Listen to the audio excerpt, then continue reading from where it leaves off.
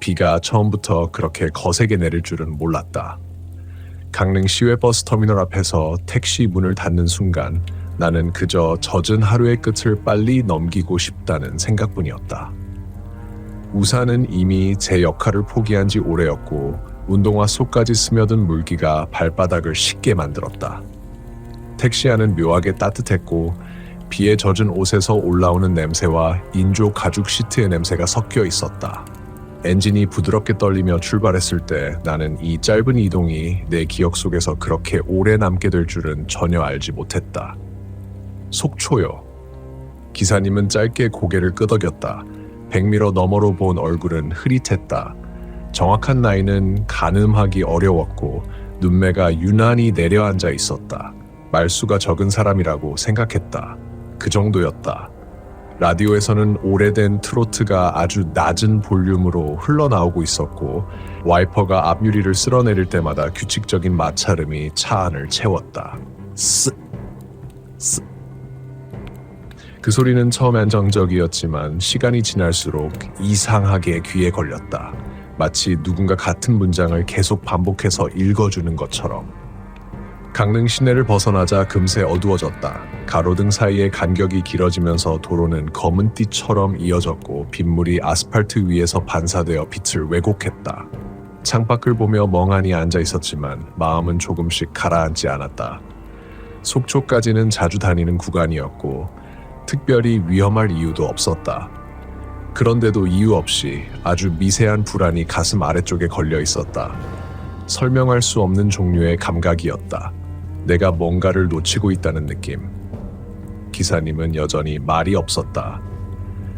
내비게이션의 안내 음성만이 간헐적으로 방향을 알려주었다. 200m 앞에서 우회전입니다. 기계적인 목소리가 공간을 가르며 울렸다. 그때였다.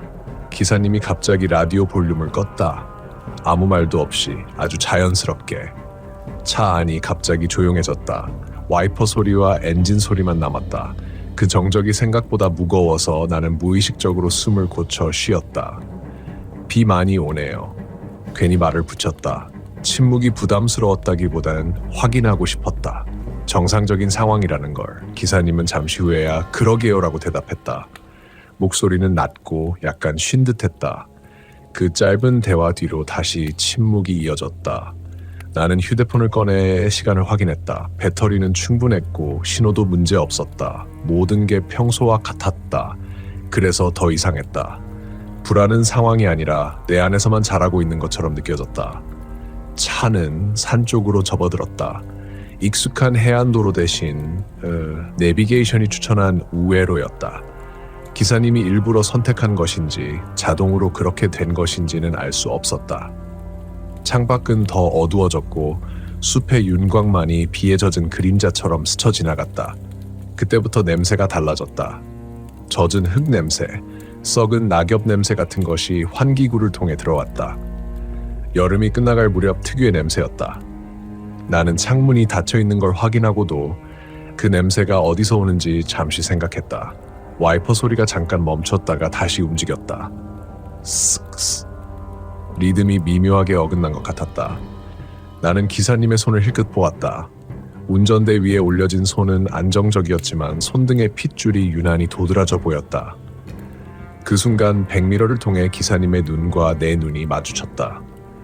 정확히 말하면 마주친 것 같았다. 그의 시선이 나를 보고 있는지 아니면 그저 도로 너머를 보고 있는지는 분간하기 어려웠다. 하지만 그 짧은 찰나에 나는 시선을 피했다. 이유 없이. 내비게이션이 다시 울렸다. 1km 앞에서 좌회전입니다. 그런데 기사님은 속도를 줄이지 않았다. 차는 직진했다. 나는 처음엔 그냥 놓쳤다고 생각했다. 비도 오고 밤이니까. 그런데 몇 초가 지나도 방향을 바꾸지 않았다. 내비게이션은 다시 계산 중이라는 표시를 띄웠고 잠시 후 새로운 경로를 안내했다. 그때 기사님이 낮게 웃는 소리를 냈다.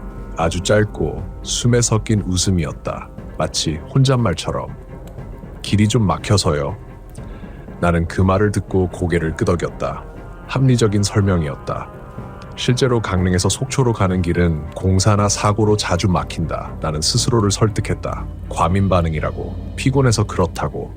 하지만 그 설득은 오래가지 않았다. 차가 더 깊은 산길로 들어서면서 휴대폰 화면에 신호 표시가 하나 줄어들었다. 음악을 틀어볼까 했지만 괜히 분위기를 깨는 것 같아 그만두었다. 대신 창밖을 봤다. 빗소리가 점점 커지는 것처럼 느껴졌다. 실제로는 변하지 않았을 텐데 어느 순간부터 도로 옆에 아무 표지판도 보이지 않았다. 가로등도 없었다. 헤드라이트가 비추는 범위 안에서만 세상이 존재하는 것 같았다. 그 빛의 경계 너머는 완전히 지워진 느낌이었다. 나는 그때 처음으로 이상하다라는 생각을 명확하게 했다. 단순한 불안이 아니라 상황에 대한 의문이었다. 이 길을 이렇게 오래 타는 게 맞나? 속초로 가는 길은 이렇게까지 깊지 않은데 기사님 지금 어디쯤이에요? 내 목소리는 생각보다 떨리지 않으려고 애썼다. 기사님은 잠시 대답하지 않았다. 와이퍼 소리만이 대답 대신 이어졌다. 쓱쓱. 그 간격이 길게 느껴졌다. 그러다 그는 말했다. 곧 나와요. 그 말은 너무 짧아서 오히려 설명이 되지 않았다. 나는 더 묻고 싶었지만 입이 떨어지지 않았다. 그 대신 손에 쥔 휴대폰을 더 꽉 잡았다. 화면에 비친 내 얼굴이 창에 반사되어 보였다. 어둠 속에서 흐릿하게 겹쳐진 내 표정은 내가 생각한 것보다 훨씬 긴장해 있었다. 눈이 크게 떠져 있었고 입술이 굳어 있었다. 그때 차가 갑자기 속도를 줄였다. 브레이크를 밟는 느낌이 분명했다. 나는 몸이 앞으로 쏠리며 안전벨트에 걸렸다. 왜요? 라는 말이 거의 동시에 튀어나왔다. 기사님은 앞을 가리켰다. 헤드라이트 불빛 끝에서 무언가가 도로 위에 있었다. 처음엔 동물인 줄 알았다. 비에 젖은 커다란 형체. 하지만 가까워질수록 이상했다. 너무 서 있었다. 너무 곱게. 그것은 사람처럼 보였다. 아니, 사람이라고 생각하는 게 더 자연스러웠다. 도로 한가운데 비를 맞으며 서 있는 실루엣. 고개를 숙인 채로 움직이지 않았다. 나는 숨을 멈췄다. 기사님도 말이 없었다. 차는 완전히 멈췄고 와이퍼 소리만이 그 장면을 잘게 쪼개듯 반복하고 있었다. 쓱쓱. 빛과 어둠 사이에서 그 형체는 조금씩 흔들리는 것처럼 보였다. 바람 때문인지 내 눈이 그런 것인지 알 수 없었다. 그때 기사님이 아주 낮게 말했다. 이런 날엔 잘 안 비켜요. 그 말이 무엇을 의미하는지 나는 즉시 이해하지 못했다. 하지만 이해하려는 순간 심장이 한 박자 늦게 크게 뛰었다. 이 상황이, 이 길이, 이 사람이 정상적인 범주에서 조금씩 벗어나고 있다는 느낌이 이제는 명확해지고 있었다. 나는 도망치고 싶었지만 문을 열 수 없었다. 몸이 굳어 있었다. 비는 여전히 내리고 있었고 어둠은 헤드라이트 바깥에서 조용히 그러나 확실하게 우리 쪽으로 밀려오고 있었다. 차 안의 공기가 갑자기 무거워졌다. 히터는 분명 켜져 있었는데 손끝이 식어가는 느낌이 들었다. 도로 위에 서 있는 그 형체는 여전히 움직이지 않았다. 빗물이 머리인지 어깨인지 모를 곳을 타고 흘러내렸고 헤드라이트 불빛에 반사되어 마치 피부가 없는 것처럼 희게 번들거렸다. 나는 그걸 똑바로 보지 않으려고 애썼다. 시선을 주면 무언가가 연결될 것 같은 막연한 두려움이 들었다. 사람인가요? 내 목소리는 생각보다 작게 나왔다. 기사님은 대답하지 않았다. 그는 기어를 중립에 두고 핸들을 꽉 잡은 채 앞만 보고 있었다. 백미러에 비친 그의 눈은 아까보다 더 내려앉아 있었다. 그 시선에는 당황이나 놀람 같은 감정이 없었다. 오히려 익숙함에 가까웠다. 그게 나를 더 불안하게 만들었다. 몇 초가 흘렀는지 모른다. 시간 감각이 흐려졌다. 비가 차 지붕을 때리는 소리가 점점 커지는 것처럼 느껴졌고 그 소리 사이사이로 무언가 다른 소리가 섞여 들어왔다. 처음엔 바람 소리라고 생각했다. 하지만 그건 일정한 리듬을 가지고 있었다. 낮고 끊어지는 소리. 마치 숨을 참고 내쉬는 것처럼. 그 형체가 움직였다. 아주 천천히 고개를 들었다. 얼굴은 보이지 않았다. 아니, 정확히 말하면 얼굴이 있어야 할 자리에 어둠만이 있었다. 빛이 닿지 않는 구멍처럼. 나는 그 순간 이게 사람인지 아닌지를 따지는 게 아무 의미 없다는 걸 깨달았다. 중요한 건 이 상황에서 내가 얼마나 취약한 상태인가였다. 문은 잠겨 있었고 창문은 닫혀 있었으며 나는 모르는 사람의 차 안에 있었다. 비 오는 산길 한가운데서. 기사님, 그냥 돌아가면 안 돼요. 나는 거의 애원하듯 말했다. 기사님은 그제야 나를 힐끗 보았다. 아주 짧게. 그리고 다시 앞을 봤다. 뒤도 길이에요. 그 말은 설명이 아니었다. 선택지가 없다는 통보에 가까웠다. 그는 기어를 다시 넣었다. 차가 아주 천천히 앞으로 움직였다. 헤드라이트가 그 형체를 더 가까이 비추자 나는 본능적으로 눈을 감았다. 심장이 귀 옆에서 뛰는 것처럼 크게 느껴졌다. 차가 지나가는 동안 무언가가 차 옆을 스치는 느낌이 들었다. 실제로 닿았는지 바람 때문이었는지 확신할 수 없었다. 다만 그 순간 창문 너머에서 아주 희미한 소리가 들렸다. 긁는 소리 같기도 했고 젖은 손바닥으로 유리를 누르는 소리 같기도 했다. 차가 완전히 지나간 후에도 나는 바로 눈을 뜨지 못했다. 기사님은 아무 일도 없었다는 듯 속도를 다시 올렸다. 와이퍼 소리는 다시 규칙적인 리듬을 되찾았다. 쓱! 그 반복이 오히려 나를 미치게 만들었다. 방금 일어난 일이 정말이었는지 내가 과도하게 상상한 건지 구분이 되지 않았다. 방금 뭐였어요? 나는 결국 물었다. 기사님은 한참 동안 대답하지 않았다. 그 침묵 속에서 내 머릿속은 빠르게 변명을 만들어내고 있었다. 비 오는 밤에 산길에서 사람 하나 서 있을 수도 있다. 도움을 요청하려던 사람일 수도 있다. 내가 겁을 먹어서 이상하게 본 걸 수도 있다. 그렇게 생각하지 않으면 이 상황을 견딜 수 없을 것 같았다.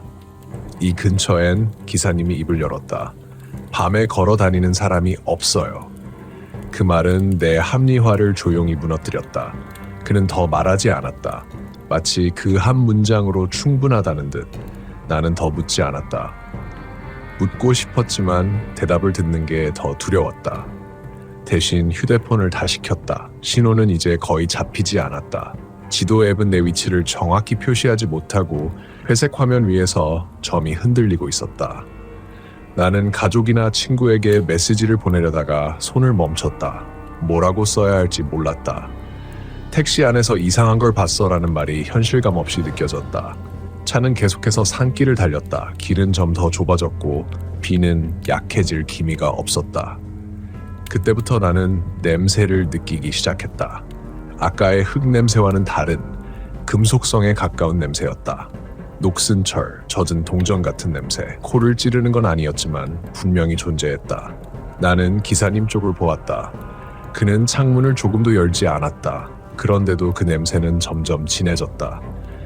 혹시 차에 문제 있는 건 아니죠? 나는 최대한 일상적인 질문처럼 말했다. 기사님은 고개를 저었다. 차는 괜찮아요. 그 대답은 빠르고 단호했다. 그가 그렇게 말하는 순간 차가 덜컹거렸다. 노면이 고르지 않은 듯했다. 나는 안전벨트를 더 조였다. 심장이 다시 빨라졌다. 그때 차 안에서 작은 소리가 났다. 똑똑.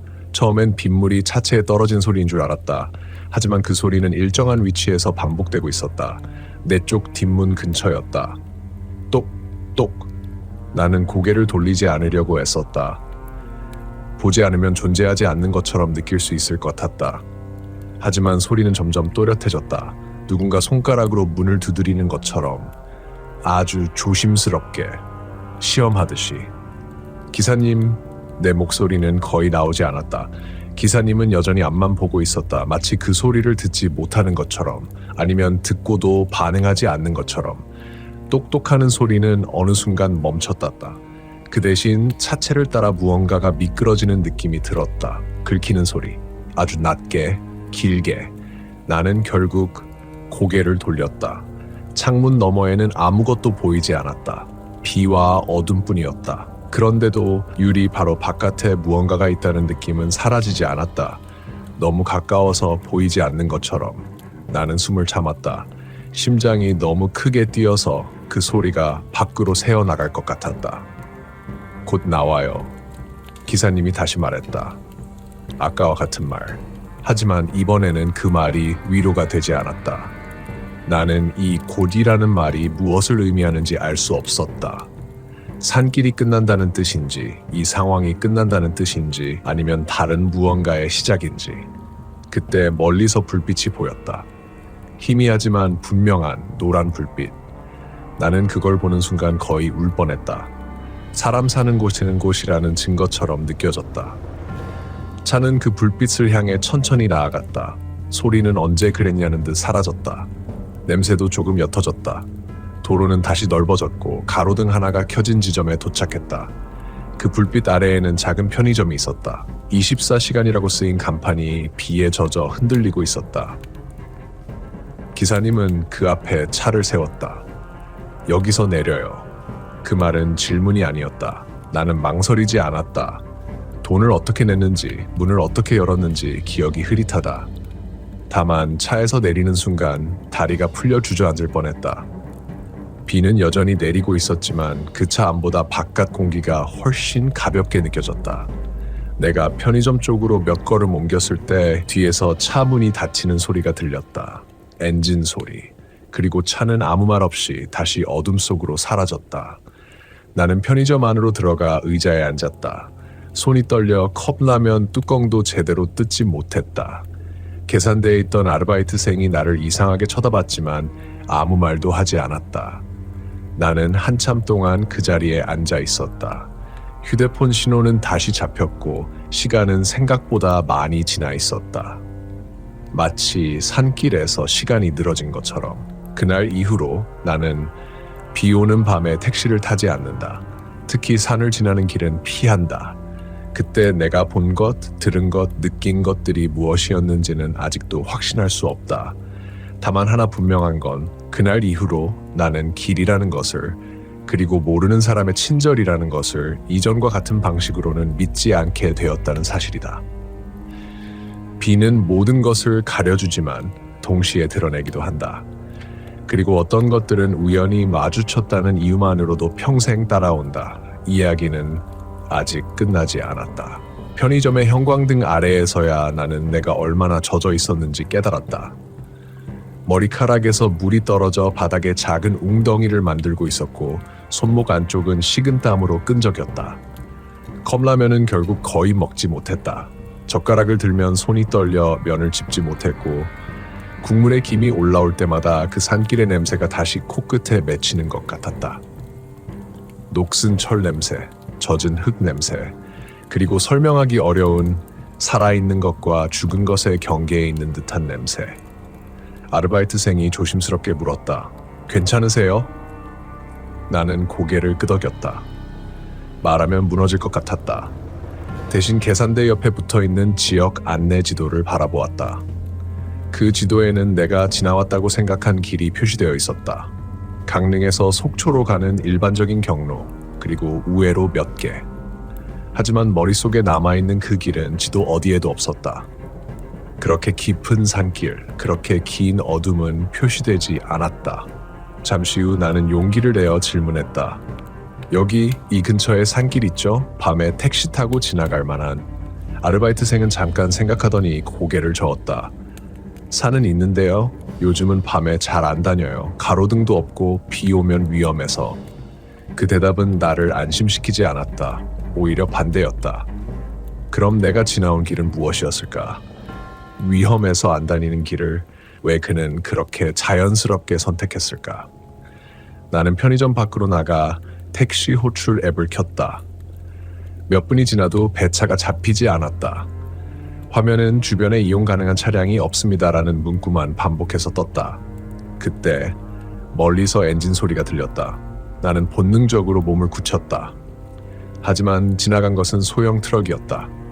그 소리를 듣고서야 내가 얼마나 예민해져 있었는지 실감했다. 모든 소리가 위협처럼 느껴졌다. 결국 한참 후에 다른 택시를 잡았다. 이번 기사님은 말이 많았고 라디오 볼륨도 컸다. 나는 일부러 뒷좌석 창문을 조금 내리고 바깥 공기를 들이마셨다. 비는 여전히 내리고 있었지만 그 공기는 차갑고 분명했다. 산길로 접어들지 않았고 해안도로의 가로등이 계속해서 이어졌다. 나는 계속해서 창밖을 확인했다. 어둠 속에 서 있는 형체가 다시 나타나지 않을까? 괜히 고개를 숙인 실루엣을 찾게 되었다. 속초에 도착했을 때 나는 이미 지쳐 있었다. 숙소에 들어가 샤워를 하고 젖은 옷을 널어두고 침대에 누웠다. 하지만 잠은 오지 않았다. 눈을 감으면 와이퍼 소리가 들리는 것 같았고 창문을 긁는 소리가 귓가에 맴돌았다. 결국 새벽이 가까워질 때쯤 나는 휴대폰을 켜고 그날의 경로를 다시 확인했다. 지도 앱의 기록에는 내가 알고 있는 평범한 우회로만 남아있었다. 산 깊숙이 들어간 흔적은 없었다. 마치 처음부터 그런 길은 없었다는 것처럼. 며칠 후 나는 강릉에 사는 지인에게 그 이야기를 조심스럽게 꺼냈다. 그는 잠시 침묵하더니 말했다. 비 오는 날 밤에 그쪽 산길에서 비슷한 얘기 들은 적 있어. 나는 숨을 삼켰다. 그는 구체적인 이야기를 하려다 말았다. 확실한 건 아니야. 그냥 밤에 서 있는 걸 봤다는 사람들, 그리고 그 길을 지나면 다들 중간에 어디선가 내려졌다고 하더라. 편의점? 내 질문에 그는 놀란 눈으로 나를 봤다. 맞아. 왜 알아? 그 순간 나는 더 묻지 않았다. 이미 충분했다. 그가 말하지 않은 것들, 말할 수 없었던 것들이 오히려 더 분명하게 다가왔다. 그날 택시 기사님의 태도, 익숙한 듯한 침착함, 이런 날엔 잘 안 비켜요라는 말. 그는 처음 겪는 상황이 아니었을지도 모른다. 어쩌면 그는 그 길의 규칙을 알고 있었고 그 규칙 안에서 가장 안전한 선택을 했을지도 모른다. 나를 태운 채로 그가 할 수 있는 최선의 선택. 나는 그 생각에 이르자 묘한 죄책감과 안도감을 동시에 느꼈다. 내가 본 것이 무엇이든 그것은 나를 데려가려 한 것이 아니었다. 단지 그 자리에 있었을 뿐이다. 길 위에, 비 속에, 그리고 나는 우연히 그 자리를 지나갔을 뿐이다. 그 우연이 얼마나 위험한 것이었는지는 나중에야 알게 되었지만 이후로 나는 밤길에서 이상한 것을 봐도 바로 판단하지 않는다. 공포를 부정하지도 과장하지도 않으려고 한다. 대신 기억한다. 그날 내가 느꼈던 불안의 순서, 처음의 막연함, 점점 쌓이던 긴장, 합리화하려던 의심, 눈앞에 놓인 두려움, 그리고 도망치듯 벗어나온 안도. 그 감정의 흐름은 내 몸이 위험을 인지하는 방식이었다.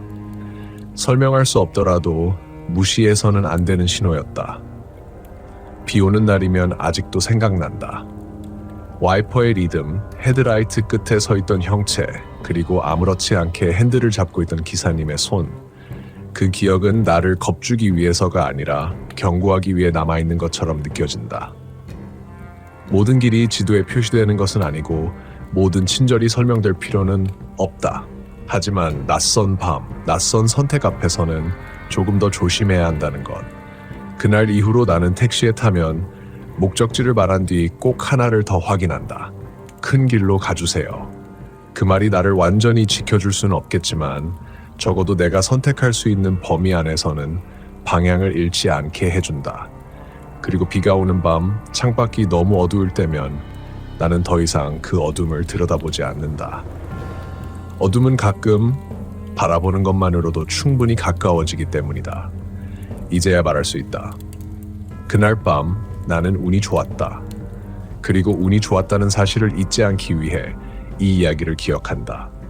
이야기는 여기서 멈추지만 그 밤이 남긴 감각은 여전히 내 안에서 조용히 그러나 분명하게 숨쉬고 있다.